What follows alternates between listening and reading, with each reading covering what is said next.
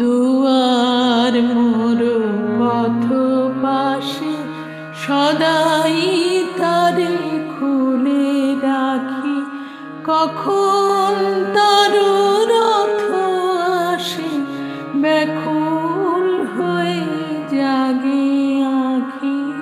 দুয়ার মোর পথ পাশে শ্রাবণে শুনি দূর মেঘে লাগায় গুরু গরু গরু, ফাগুনে শুনি বায়ু বেগে জাগায় মৃদু মরো মরো।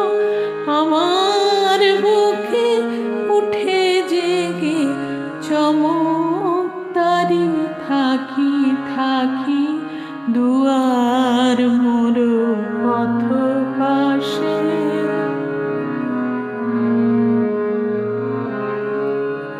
সবাই দেখি যায় চলে, পিছন পানে নাহিছে উতল রোলে কল্লোলে পথের গান গেয়ে গেয়ে।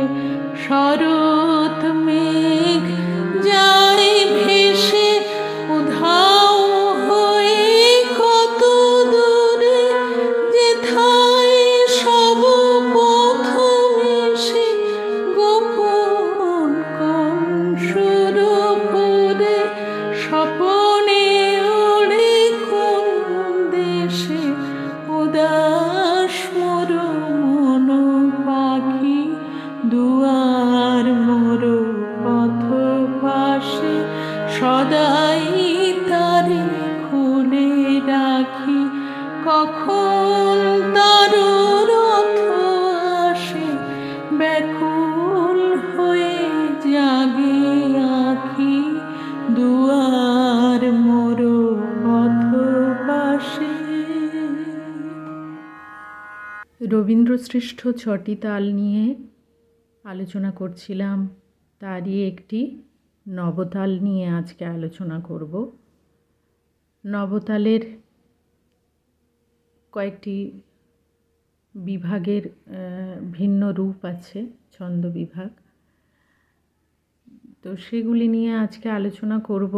নবতাল 9 মাত্রা আমরা জানি, ধা দেন তা তেটে কতা গদি ঘেনে ধাগে তেটে, 3-2-2-2 ছন্দ বিভাগ।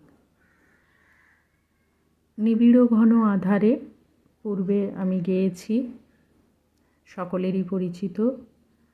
তাই আজ দুয়ার মোর পথ পাশে সদাই তারে খুলে রাখি গানটি অখণ্ড 9 মাত্রার, এটি চেষ্টা করলাম। যে কাঁদনে হিয়া কাঁদিছে গানটির ছন্দ বিভাগ 6-3, ব্যাকুল বকুলের ফুলে ছন্দ বিভাগ 3-6। দুয়ার মোর পথ পাশে গানটি অখণ্ড 9 মাত্রা, মানে কোনো বিভাজন নেই।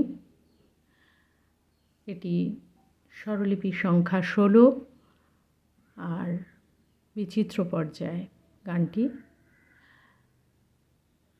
এই গানটিতে ওকারান্ত স্বর ব্যবহার করা হয়েছে বেশি উচ্চারণের ক্ষেত্রে।